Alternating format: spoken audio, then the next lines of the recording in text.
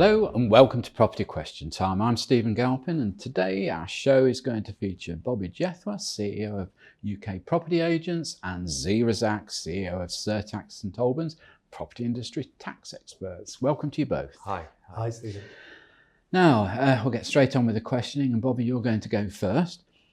In the panel's experience, could they recommend how a landlord best handles maintenance and repairs to properties and the best procedures for emergency situations?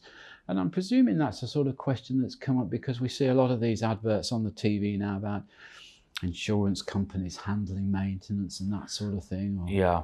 yeah. I think, you definitely want to give it to a professional company to do your maintenance, and you need to factor that cost within your buy-to-let. Definitely get a professional company in. Emergency-wise, you need to put notices up and give the right contact details for an emergency contact, that if there is a leak or a ceiling's fallen down or something like this, or you can smell gas or whatever. So then, you've got the procedures and the people that you need to contact in place within the rental property as a notice on. How would you advise your clients to do that? Would it be something that you attach as an addendum to a lease, or absolutely, separate? It would definitely be within a pack. So when you're obviously doing the rental, you give them the rental pack, and everything's self-explanatory from there. But obviously with tenants, we know that they don't tend to keep everything there and there, and so when there's an emergency, they might have misplaced the paperwork. So it's always a good idea to have something actually on one of the doors or the walls within the property for them to then go back to and say, okay, well, the ceiling's just fallen down, right? Who do we contact? And they've got the contact number there straight away. I hope you don't have too many of those. No, you don't. But they do happen. Because then you've got to get hold of the. So if you have one, say you have the flat underneath and there's another flat above. Now there's another owner that now needs to know that they're the ones that are responsible for the leak coming downstairs. So then you would have to then make sure that they've contacted. So that's why it's always good to have a company to do your maintenance and management for you. Because you don't want to be too hands-on either. You don't want to be too involved with the tenants. Like the separation between yourself and the tenant, I think is always advisable. You don't want to be too, because I see a lot that sometimes when landlords tend to cut costs or save the money by paying a management agent and try and do it themselves, they'll end up getting a bit more friendlier with the actual tenant. And those tend to be the guys that have maybe one or two buy-to-let properties. They generally tend to want to do it all themselves.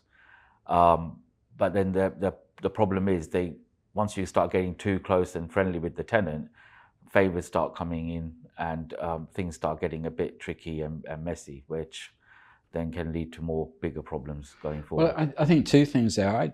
Listen, I've been looking in the development market, I suppose, for about 40 years now, and I see a lot of the pitfalls of getting too close or too distant from tenants or occupants. I mean, you're right on that. I think distance is very good, Stephen. To a point, But I'm just surprised that so many developers and so many fairly big agents, let's say the ones that can afford to do it, don't produce a little YouTube video or something and say, look, here's your intro to the property.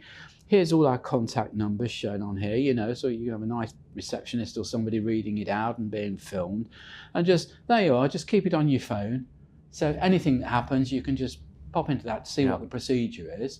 And again, give them the numbers and things. I think the industry's been a bit slow in that. Yeah, companies normally have we have an app that you can use, so that you give that to the tenants, they download it, and then it's got everything on the app for them to then, navigate through. When there are emergencies, who to contact, where to contact them. Even for the owners, there's an app for them, so they can see what's going on.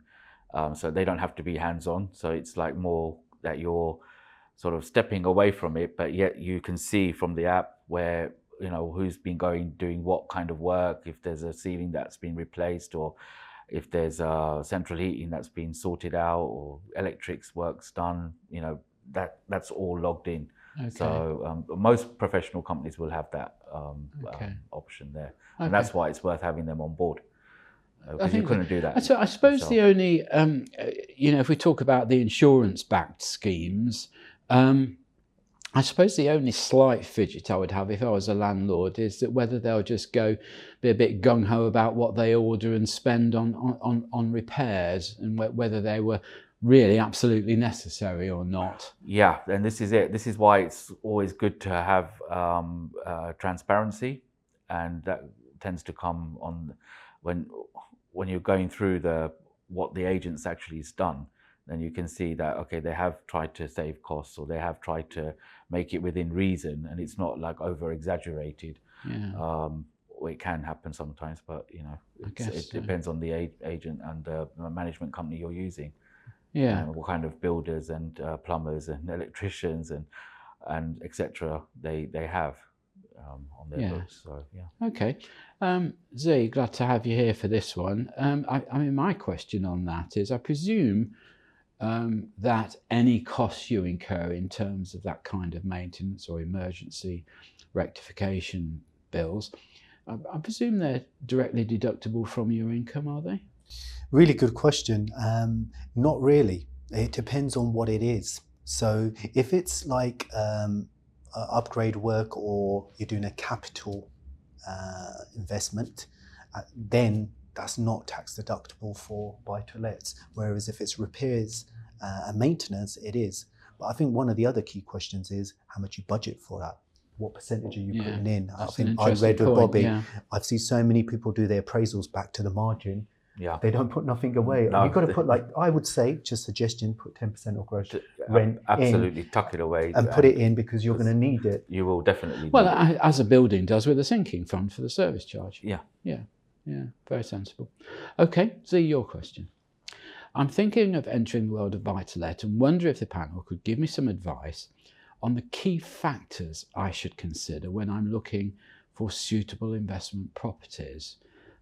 Obviously, some of those are going to be fairly obvious, aren't they? I think one of the biggest things is location. And the reason why I state location is there's two parts to it. And I think we were talking about this in a probably earlier episode, is around cash flow or capital appreciation, or the combination of both, and whether you're going to scale. The reason being is if you invest probably up north, they generally tend to be more cash flow driven when you do that. Whereas when you invest in the southeast of London, you tend to think about capital appreciation. And what I've seen people in the journey, they do a combination of both, because you need cash flow and you want capital appreciation. Normally people go for cash flow first, get properties that cash flow to make sure they're making money. And then when they get confident, because those properties don't tend to capital appreciate, then they invest in properties that they know they're going to have capital appreciation on track records. That's what I would be looking at, and I would suggest anyone who's investing in property to start thinking like that, and then scale accordingly. Yeah. I don't know what you think. Yeah, I think that's the way to go. See, that's you've got to scale it according to what you have. So yeah, definitely. Yes, I think so many people that sort of do half the job, don't they, thinking these things through, and always tend to look on the rosy side of life. A typical one is voids, isn't it? People very well. I've rented it for £500. This is the killer. The void period is always the killer, because you have the turnaround time between the tenant and when you get the new tenant in, which is going to take minimum 2 to 3 weeks. So that you have to then factor in. If there's an issue with the tenant, then also you've got to factor that in. If the tenant's circumstances change and they then can't afford to pay your rent, then you have to factor, we've gone through this before, Stephen, then you have to go through the courts to do evictions, and that's not a very pleasant thing to go through, especially then when you're not receiving any rental and you're having to pay lawyers to do the eviction. So now the whole good side of the buy-to-let is gone, because you're now having to pay out in order to keep the whole thing sustainable. And just through the normal process of human nature, the trouble is when you issue proceedings, people then say, well, I'm not going to pay my rent anyway now, we'll wait and see what the judge says. And they've become very clever now. A lot of them, they do know, because it's common knowledge now that the courts are backed up. It's a lot harder to get a tenant out, because there's so much if the tenant just decides to counter what you're saying, the reason why you want to evict, and they just put another counter, then you just got another hearing, and then another hearing, and all this cost mounts up. So by the time you actually evict the tenant, you're looking at 18 months to 24 months even up to. I think you've done a really good point, if I can jump in there. The savvy landlord has to really think about this. It's about the vetting. And I've actually seen landlords come and knock the next door neighbours of the previous, where they're getting a tenant, where they lived previously. And I was quite shocked, and this has been happening because people have had bad experiences.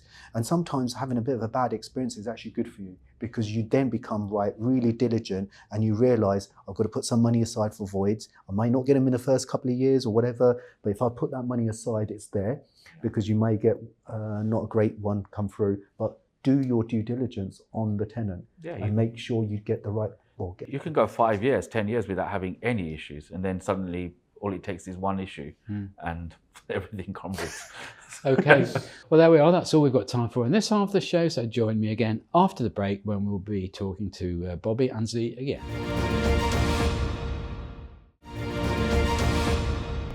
Hello and welcome back to part 2 of Property Question Time. I'm Stephen Galpin, and I'm joined by Bobbie Jethwa and Zee Razaq. Welcome back. Bobbie, do the panel think that buy-to-let landlords should be the subject of greater controls and regulations by local authorities in the same way that is the case for HMO operations? 50-50 on that. Okay, well, let's hear the arguments either way. Depending on if you have one property and that's your only buy-to-let, then I think the regulations can, sort of hamper you a bit, because then there's more costs because you've only got the one unit. However, if you have multiple, then I think possibly HMO's sort of regulations should come in to the normal buy-to-let. But then I think there is already quite a lot of regulations already in place for buy-to-let landlords, and it is quite difficult to sort of like, before you rent out, there's so much procedures that you have to go through anyway. So I think really, I would say maybe not, they should just keep it as it is. I think HMOs are different.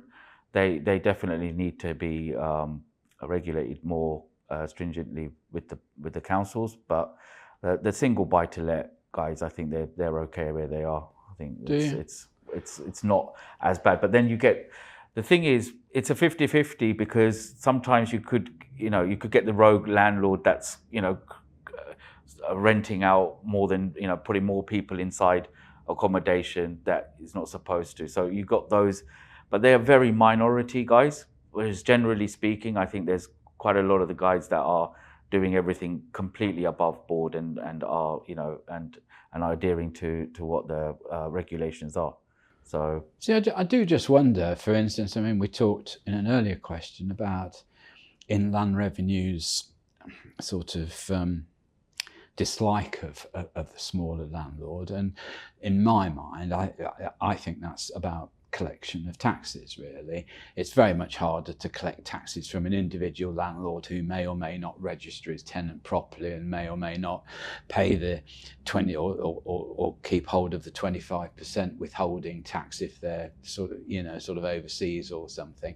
I mean, it's a lot easier to play about if you're on your own, isn't it? And I suppose the government are well aware of that. And I also just wonder whether local authorities have difficulty with the single landlord. If they get a complaint, if they get a problem, is that man accessible? Can I get him? Can I talk to him? Can I track him down? And in a lot of communities, that's quite difficult. Yeah, I mean, the other example is like if you have like you're a property owner and you have an outbuilding that you've converted into like a studio flat, and that's your own, because you're making use of your space. And then you've rented that out, and that's your only buy-to-let. That's your only rental income that you're getting, and that's helping you service your mortgage for your main property. So those kind of guys, I think the regulations are fine at the moment. But again, obviously, the guys that are, buying more buy-to-lets, those guys maybe, there might be, there's more tax implications for them, of course. But again, it all depends on the type of buy-to-let investor there is, and the kind of buy-to-let there is out there. I think I just worry generally. I mean, I think, for instance, no disrespect to yourself, but you know, as long as you can breathe, you can be an estate agent, and I'm not sure. I'm not sure that that's the best kind of regulation we got. I mean, you know, in Spain you need a license, in France you need a license. You know, there's no regulation as much. And if it starts off with the agent, you just wonder how that filters down to the clients, the landlords, and everything else. And you know, we are getting a lot of publicity these days about, you know, poor quality accommodation. And in the rental market, this is going to get greater and greater as young people have difficulty buying their own home. I sort of, if I can jump in on this, I look at it a bit different. I think the compliance is quite excessive because people don't realise when you're doing a buy-to-let, the margins are so small. If there's no incentive to make money, why are people doing it? There's no and point. if you, either the rent goes out of the roof, which is happening already because of all the compliance that's in place, eventually it will end up that there's no property available because no one's willing to do it. And I think that's where the government, and I hope they are watching this, they got to start understanding the journey. We need landlords. We need them to invest property, and it's got to be fair for them. Zee, go back to the late 80s when Margaret Thatcher's government brought in these assured short-hold tenancies that said, if you let your property out for the first time in history, you'll be able to get it back at the end of the term. That's what an assured short-hold tenancy was brought in for in, I think, 1988, if I remember correctly. Okay. Now what are the government doing? They're having no-fault evictions, so that surety of getting your property back, unless there are particular circumstances, have gone. So surely that's going to have a negative effect on the stock for rental, and it's going to put prices up. There's so much red tape. I mean, at the moment, it's so difficult. I mean, is it really worth, you know, investing in a buy-to-let when you've got all these obstacles? I have to say, I'd say no. At the moment, it's almost impossible to do that. You're better off keeping your money in a high interest saving account, and you can sleep well at night. I think what I'd like to see is say, if we're going towards this business of having larger corporations or commercial entities buying buy-to-let, I'd like to see a system where perhaps they build a block of flats totally for rent. They can keep them, let's say they keep them for 5 years. After 5 years, they're allowed to sell it free of any capital gain. Okay, that could be one incentive, providing they invest the proceeds back in another block further down the line. And if we could keep churning rental property that way, owned by responsible bodies, building and building and building, I think we'd end up with a stock of very good properties. But the chance of that happening, I think, are about Zippo, aren't they? On your point there is something there ready for this, because that's why you have all the capital allowances, and that's what is supposed to incentivise. Going back to the corporate, and I know time is always of essence, there should be different rules for corporates to small landlords, because they've got bigger pockets. And what I generally see, and I haven't looked at legislation in detail, is the bigger corporates have easier rules and exemptions compared to a smaller landlord. So it's not really geared for the small property investor. No. I think it's a great shame, actually. And I also think that buy-to-let has done a great job. I know we can't put residential property into pensions, but there's no reason why your buy-to-let property can't be your pension. I mean, that's the subtle difference, isn't it? And I think it's done a wonderful job, and I think it's taken a lot of pressure off the government in terms of providing higher pensions. But right, Zee, we better get on with your question. Could the panel please give any tips on how they handle their finances as investors, and what strategies do they put in place to protect the investment's profitability? Really good question. Bit complex. Yeah, it depends on how you go about it. I think we touched on before. First of all, the financing for me. Make sure you fix it to get certainty.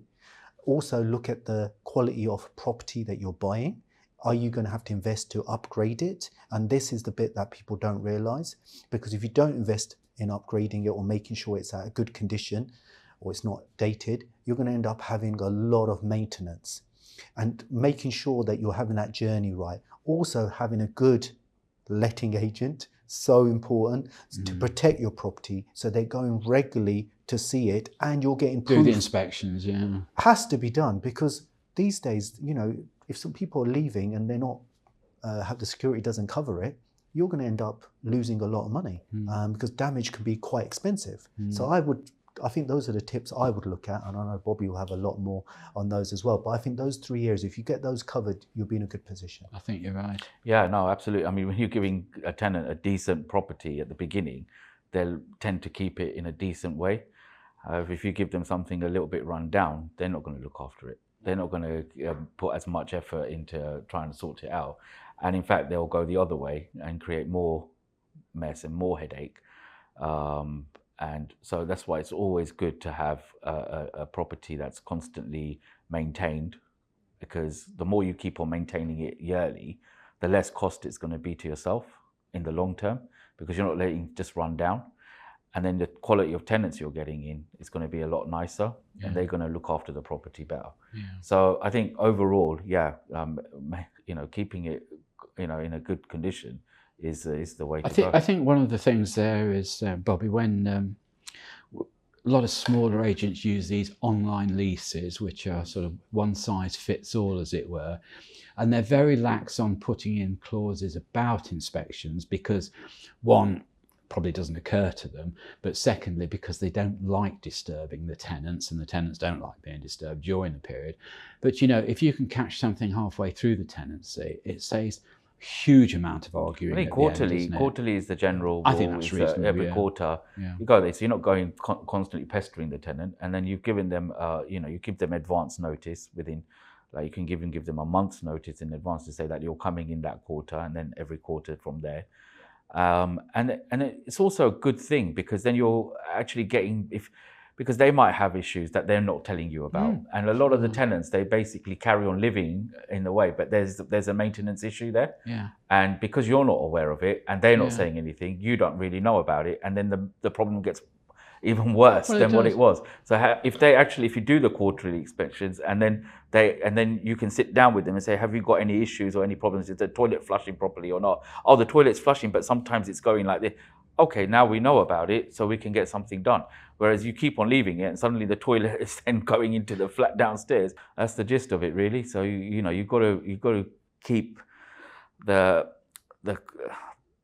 contact there with the tenant, and you've got to understand what the situation is.